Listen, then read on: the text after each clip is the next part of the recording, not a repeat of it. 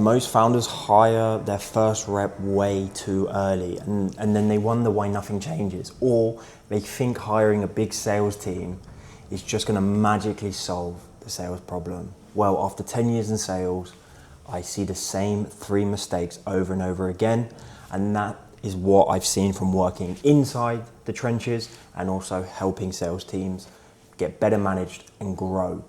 And it costs founders thousands. It doesn't matter if you're about to hire or you're already hired and it's not working. These are the 3 mistakes you must avoid. What happens is founders get busy and then they hire a rep and they hope that the rep's going to come in and fix everything. But that rep, when they come in, they have no guidance on how anything works. You haven't downloaded your brain and put it into some documentation for the rep to understand how the business works. So that rep comes in and 3, 6, 12 months later, they're not performing. You don't know what's going on. You feel confused. The rep isn't happy. And either what happens is you keep the rep and they just keep underperforming, which is a huge cost to the business, or eventually the rep leaves. One of the key things that will determine your growth as a business is hiring and retaining A-player sales staff. So the next thing I see, a big mistake when you're hiring for sales, it's a huge cost for a business, and it's you keep the rep too long. So what happens is you bring in a rep, 6 months go by, they're still not performing. 12 months go by, they're still not performing. And you keep a mediocre rep that might cost your business 5, 10 grand a month, and they never hit profitability for the business in terms of they never hit the KPIs, they never hit their numbers that they need to go from an asset to a cost for a business. So the reason that's such a big mistake is, and the reason it happens is because you don't have any way to track and understand what that rep's performance is actually like. So what you have to do is you have to have a clear ramp up phase from day 0 to day 60 or day 90. You are fully supporting that rep with all of the resources. You're meeting them daily, you're coaching them on the sales calls, you're coaching them on the sales process, you're really listening to their calls.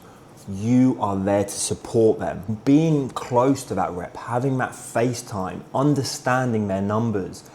What that does is not only does that allow the rep, which we want to perform, we want that rep to feel supported, we want that rep to hit KPI, but it also allows you to understand better the picture. You will know naturally by listening to the calls, by looking at the numbers, after day 60, day 90, is this rep ever going to hit target? Is this rep ever going to perform to the level that we need? And by day 60, by day 90, if they're not, you take the sunk cost and you cut them.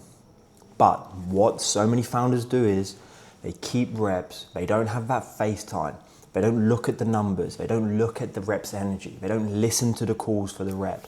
And what happens is 6 months go by, 12 months go by, 18 months go by, and that rep is never a profitable asset, but the founder keeps the rep, and that is a massive sunk cost for the business. The next mistake I see, guys, the next mistake I see is I see founders who want to hire for sales, but they don't even know their own sales process. They don't know how their own deals close. They don't know how to convert cold prospects into meetings or into deals.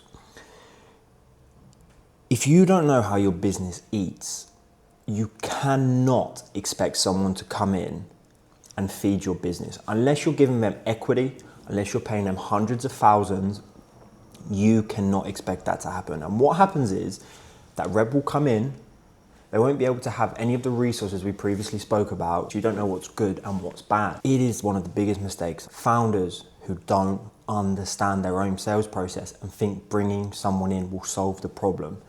It doesn't. And this is what happens. You keep the rep, they underperform because you don't know what to diagnose as the issue. You can't support them. You can't give them any sales playbooks, and it's a mess. So those are the 3 things you must avoid if you want to have success with your sales hires. The first one is you have to have structure in place. You have to have a system in place, like the ones I said. scripting, being able to track metrics, and also a ramp up for the new rep. That leads on to the back end, which I was saying is when you have those three things, you won't keep the rep for too long because you'll be able to see what's going on with the rep. You have a lot of face time, and you can't do any of that if you don't understand your own sales process. If you get this right, you can hire reps for a lower base, you can train them quicker, you can get them performing quicker, and you can retain A players. Compare that to if you get this wrong, you keep reps for too long, they cost large amounts of time, energy, and money for you and the business. Nobody wants to work with you because they can't earn a decent wage because the sales isn't operating properly. And you're just in this vicious cycle of hiring reps, finding reps, trying to train reps, trying to see what's going on. And it's just stressful. And you can't actually run a successful sales operations like that. Thanks for watching.